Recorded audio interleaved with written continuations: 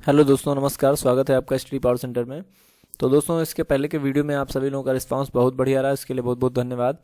और रिक्वेस्ट है आपसे कि पूरा वीडियो लास्ट तक देखा करिए। ये 3 दिन का जो है करंट अफेयर्स है, इसमें 19, 20 और 21 का। और बेसिकली जो है 3 दिन का करंट अफेयर्स जो होता है वो 10 या 12 मिनट का होता है। और आप लोग लगभग पर डे जो है 1 घंटा एक करंट अफेयर्स में ही अपना इन्वेस्ट करते होंगे। तो 3 दिन का करंट अफेयर्स और केवल 10 मिनट में, तो आपको पूरा वीडियो जरूर देखना चाहिए। उसके बाद में आप जो है आपको निश्चित ही कि इस वीडियो से जो है मदद मिलेगी। और जब पूरा वीडियो आप देखेंगे तो आपको खुद ही पता चलेगा कि आपको इस वीडियो से कितना जो है प्रॉफिट होता है। तो चलिए वीडियो को स्टार्ट करते हैं। और पहला क्वेश्चन है हमारा कि हाल ही में केंद्र सरकार ने देश में नया डिप्टी एनएसए किसे नियुक्त किया है। तो देखिए, नया डिप्टी एनएसए, यहाँ पे एनएसए जो है यानी कि एनएसए जो होता है मुख्य सुरक्षा सलाहकार होता है, और डिप्टी एनएसए जो होता है उप सुरक्षा सलाहकार होता है। तो जो है ये डिप्टी एनएसए जो होते हैं वो 4 होते हैं। तो अभी चौथे जो हैं ये पंकज कुमार सिंह को नियुक्त किया गया है। तो टोटल जो है 4 डिप्टी एनएसए होते हैं, और ये हैं पंकज कुमार सिंह। तो इस क्वेश्चन का ऑप्शन ए सही हो जाएगा, है ना। देखिए, जो मुख्य सुरक्षा सलाहकार होता है वो एक ही होते हैं, और वो हैं वर्तमान में अजीत डोभाल जी। और उनके बाद जो है ये 4 जो है होते हैं डिप्टी एनएसए। ठीक है, तो कौन कौन से, मैंने ऑप्शन इसीलिए लिख दिया है कि विक्रम मिस्त्री भी जो है वो डिप्टी एनएसए हैं, और डी पटसालगीकर जो है ये भी हैं, और राजेंद्र खन्ना। तो ये चारों लोग जो है डिप्टी एनएसए हैं। और मुख्य जो है यानी कि जो एनएसए हैं यानी कि नेशनल सिक्योरिटी एडवाइज़र, वो कौन है, तो वो अजीत डोभाल जी हैं। तो ये जो हैं ये हैं एनएसए यानी अजीत डोभाल जी हैं। ठीक है, लेकिन जो है अभी नियुक्त किया है वो पंकज कुमार सिंह को, तो वो ये हैं। तो चलिए अगले क्वेश्चन पे चलते हैं। और अगला क्वेश्चन है हमारा कि हाल ही में स्पेनिश सुपर कप किसने जीता है। तो स्पेनिश सुपर कप जो है वो बार्सिलोना ने जीता है अभी हाल ही में, और इसने रियल मैड्रिड को हरा करके ये कप जीता है। तो कई बार ऐसा होता है कि जो है हारने वाले की टीम के बारे में पूछ लिया जाता है कि इसने जो है यानी बार्सिलोना ने किसे हराया। तो इस वजह से जानना जरूरी है कि जो है बार्सिलोना ने रियल मैड्रिड को हराया, ये फोटो में देख सकते हैं आप। और स्पेनिश सुपर कप किसने जीत लिया है, तो बार्सिलोना ने जीत लिया है। चलिए अगला क्वेश्चन देखते हैं। और अगला क्वेश्चन है, हाल ही में किस जिले को पहला संविधान साक्षर जिला घोषित किया गया है।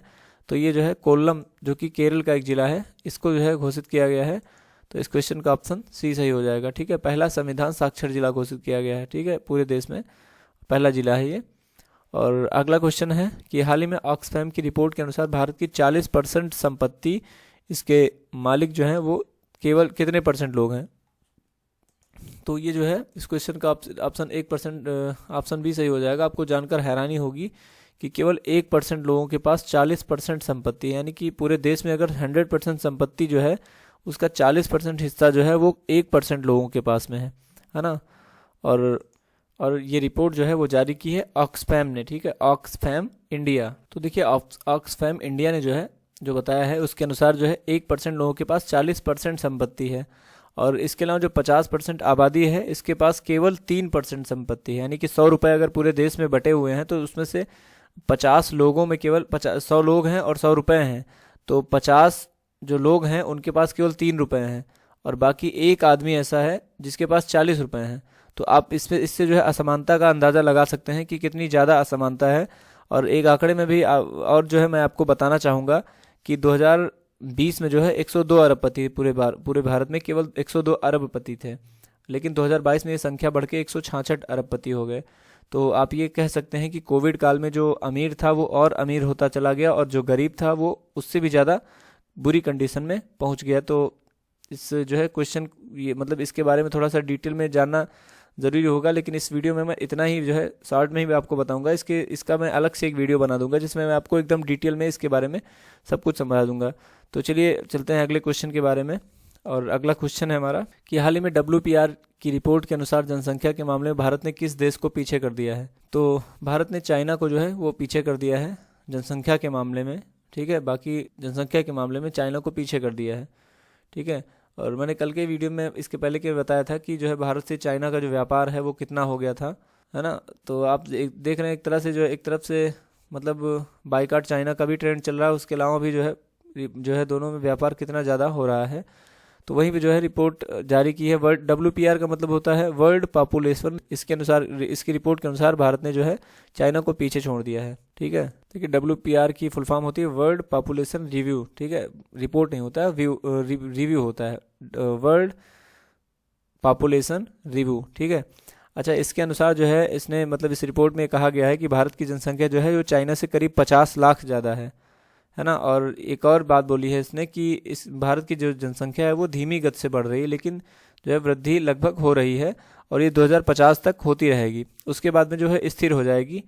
और एक चीज़ इसमें इसके अनुसार जो है 18 जनवरी को जो है रिपोर्ट जारी हुई, तो 18 जनवरी 2023 तक जो भारत की जनसंख्या है वो 1.423 बिलियन हो चुकी है। ठीक है, 1.423, ठीक है, 142 करोड़ के आसपास आप समझ सकते हैं, 142 करोड़ से भी ज़्यादा जो है हो चुकी है भारत की जनसंख्या। कब तक? 18 जनवरी तक। ठीक है, और चलिए अब बात करते हैं अगले क्वेश्चन के बारे में। अच्छा, एक चीज़ और ध्यान रखना है कि जो भारत की जनसंख्या है इसमें आधी आबादी जो है वो 30 साल से कम आयु के लोगों की है। तो एक तरह से जो है एक बहुत बड़ा मार्केट हो सकता है, बहुत बड़ा जो है मानव संसाधन जो है वो डेवलप कर सकता है भारत, है ना। तो सोचने वाली बात है। चलिए अगला क्वेश्चन इसी से रिलेटेड है, और अगला क्वेश्चन है कि हाल ही में 60 साल बाद किस देश की जनसंख्या में पहली बार गिरावट दर्ज की गई है? तो ये चाइना है। चाइना की जनसंख्या में जो है गिरावट दर्ज की गई है, यानी कि चीन की जनसंख्या में कमी हुई है और करीब करीब 60 साल में ऐसा पहली बार हुआ है। और एक तरह से चिंता का विषय भी है चाइना के लिए, क्योंकि वहाँ पे वृद्धों की संख्या ज़्यादा है और जो नवयुवक हैं, जो युवा हैं, उनकी संख्या कम है। इससे जो है वहाँ के जो है जो रोजगार हैं इन पर भी बुरा, यानी कि उसकी अर्थव्यवस्था पर भी इसका बुरा असर पड़ेगा, है ना। क्योंकि आप सभी जानते हैं कि जिस देश के पास ज़्यादा मानव संसाधन होते हैं, कम कीमत पर ज़्यादा जो है एक तरह से लोग मिल सकते हैं काम करने के लिए, वहाँ की अर्थव्यवस्था जो है वैसे भी जो है उसमें मदद मिलती है। तो वहाँ पे जो है वृद्धों की संख्या ज़्यादा हो सकती है धीरे धीरे, जैसे यानी कि बुढ़ों का देश कह सकते हैं आप उसको जो है। ठीक है, तो इस वजह से जो है चिंता का विषय है चाइना के लिए। हमारे लिए तो खैर अच्छी बात है। चलिए अगला क्वेश्चन देखते हैं, और अगला क्वेश्चन है कि हाल ही में जैसिंडा जो अर्डन है इन्होंने इस्तीफा दे दिया है, इस्तीफा देने की घोषणा की है इन्होंने। और ये किस देश की प्रधानमंत्री हैं? तो ये न्यूजीलैंड की प्रधानमंत्री हैं। देखिए न्यूजीलैंड की प्रधानमंत्री हैं जो ये जैसिंडा अर्डन, इसकी फ़ोटो में जो इनकी फ़ोटो जो है आप देख लीजिए, तो ये हैं जैसिंडा अर्डन। देखिए अभी इनको जो है आपने इसके पहले भी ये चर्चा में रही है कोविड के टाइम पे। कोविड के टाइम पे जो है इनका मैनेजमेंट था वो बहुत बढ़िया था, इसकी वजह से पूरे विश्व में जो है सराहनीय कार्य इन्होंने किया था, तो पूरे विश्व में इनको सराहा गया था उससे, है ना। तो इस वजह से इसके पहले भी चर्चा में ही, अभी हाल ही में इन्होंने इस्तीफा देने की घोषणा की है, लेकिन इस्तीफे का कोई दूसरा कारण नहीं है, वहाँ पे चुनाव हुए हैं, इस वजह से जो है इस्तीफा इन्होंने दिया है और दूसरा प्रधानमंत्री बनेगा। तो अगला क्वेश्चन देखते हैं। अगला क्वेश्चन है कि हाल ही में भारत के पहले राष्ट्रीय मूल्यांकन नियामक प्रणाली जो परख है इसका गठन किसने किया है? तो ये किया है एनसीईआरटी ने। ठीक है, तो एनसीईआरटी ने जो है परख, जो कि एक मूल्यांकन नियामक प्रणाली है, इसका गठन किया है। तो एनसीईआरटी की फुल फॉर्म क्या होती है? National council of educational research and training, ये होती है इसकी फुल फॉर्म।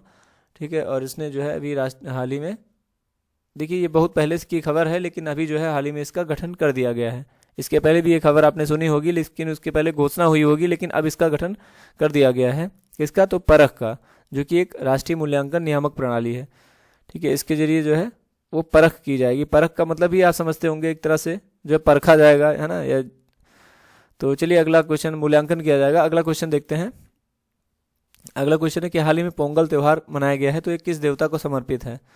तो देखिए पोंगल जो है वो सूर्य देव से संबंधित है, और ये मनाया कहाँ जाता है? तो पहले तो इस क्वेश्चन का ऑप्शन बी सही हो जाएगा, ये सूर्य देव से संबंधित है और ये मनाया जाता है दक्षिण भारत में। ठीक है, और ये एक तरह का फसल उत्सव होता है। देखिए आप सभी जानते हैं कि भारत जो है कृषि प्रधान देश है, और यहाँ पे ज़्यादातर त्यौहार जो होते हैं वो फसल उत्सव से संबंधित ही होते हैं।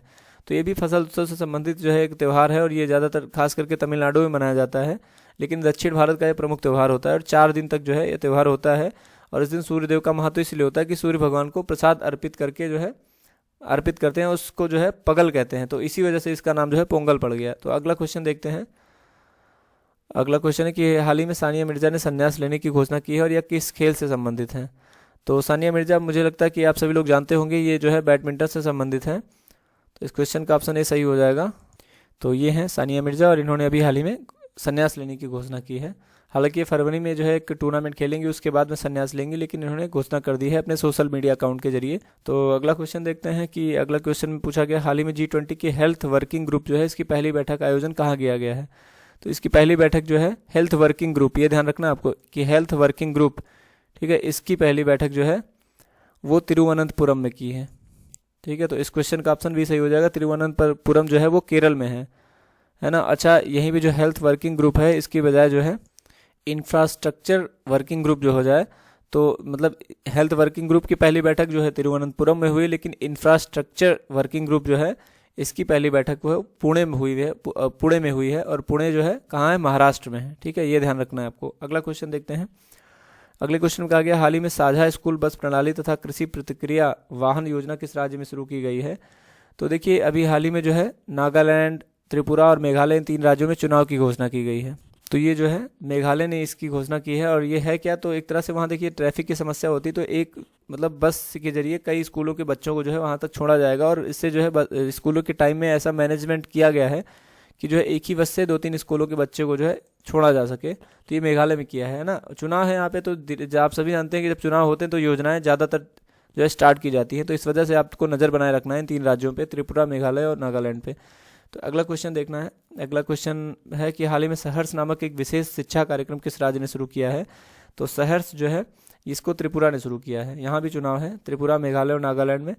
और ये है क्या, तो ये एक तरह की जो है भावनात्मक शिक्षा प्रणाली है, यानी भावनात्मक शिक्षा को जो है प्रोत्साहित करने के लिए ये योजना शुरू की है। क्या नाम है इसका, तो इसका नाम है सहर्ष, ये भी ध्यान रखना है। तो अगला क्वेश्चन देखते हैं। अगला क्वेश्चन है हाल ही में वरुण युद्धाभ्यास भारत और किस देश के बीच में हुआ है। तो ये फ्रांस के बीच में हुआ। देखिए भारत और फ्रांस के बीच में और भी युद्धाभ्यास होते हैं, तो अगर आपसे पूछा जाए कि जो है नेवी के बीच में जो युद्धाभ्यास होता है उसको क्या कहते हैं, तो उसको कहते हैं वरुण युद्धाभ्यास। ठीक है, और अगर आपसे पूछा जाए कि थल सेना के बीच में कौन सा अभ्यास होता है, तो वो होता है शक्ति युद्धाभ्यास। और वायुसेना के बीच में क्या होता है, वो होता है गरुड़ युद्धाभ्यास। यानी कि भारत की वायुसेना और फ्रांस की वायुसेना में बीच में गरुड़ हो गया, थल सेना में हो गया तो शक्ति, और अगर नेवी में पूछा जाए तो वरुण हो गया। ठीक है, याद रखना है इतना। तो चलिए अगले क्वेश्चन के बारे में बात करते हैं कि हाल ही में रूस यूक्रेन की युद्ध की वजह से भारत की INS सिंधु रत्न पनडुब्बी कहाँ फंसी हुई थी, यानी फंसी हुई थी रूस में।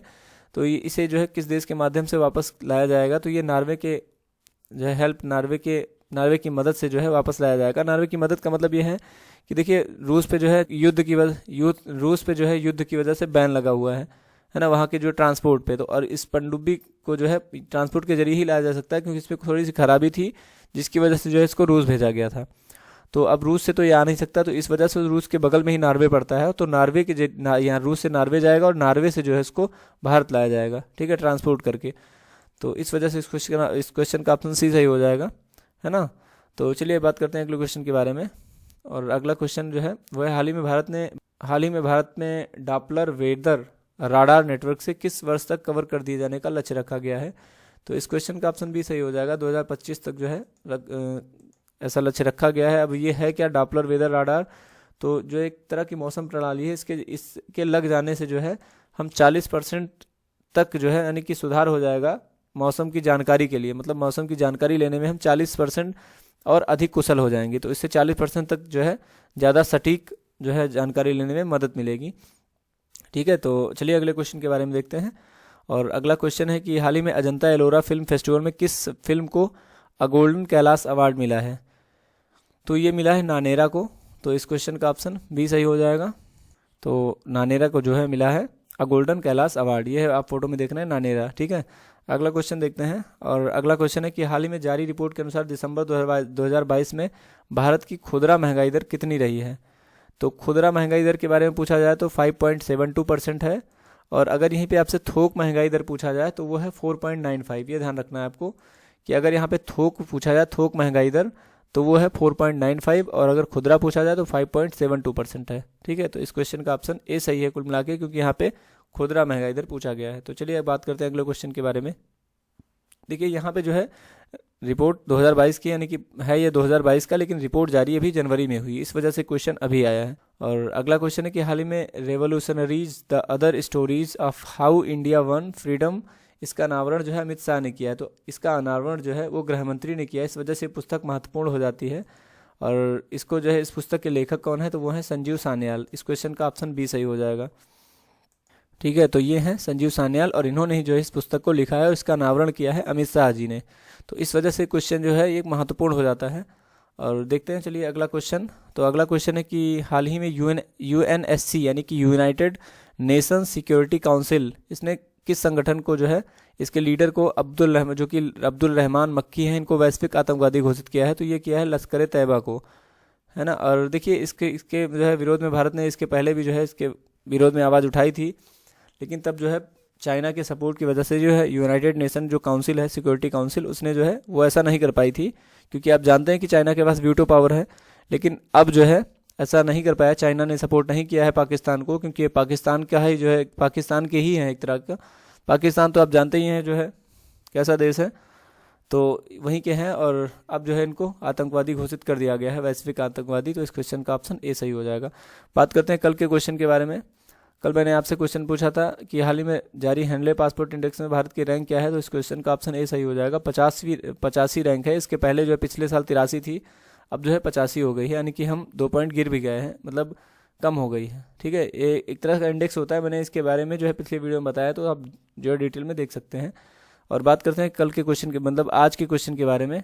आज आपसे जो है क्वेश्चन है कि हाल ही में मिस यूनिवर्स 2022 का खिताब किसने जीता है, तो इस क्वेश्चन का आंसर आपको कमेंट बॉक्स में बताना है। साथ ही साथ जो है वीडियो कैसा लगा ये भी आप कमेंट बॉक्स में ज़रूर बताइएगा, और अच्छा लगा तो लाइक भी करिएगा और शेयर भी करिएगा। जितने भी आपके व्हाट्सएप, फेसबुक, इंस्टाग्राम ग्रुप्स हैं, और उसमें जो है आप इस वीडियो को शेयर कर दीजिएगा। साथ ही साथ जो है अगर आप चैनल पर नए हैं तो चैनल को सब्सक्राइब कर लीजिएगा, आपको निश्चित ही इस चैनल से मदद मिलेगी।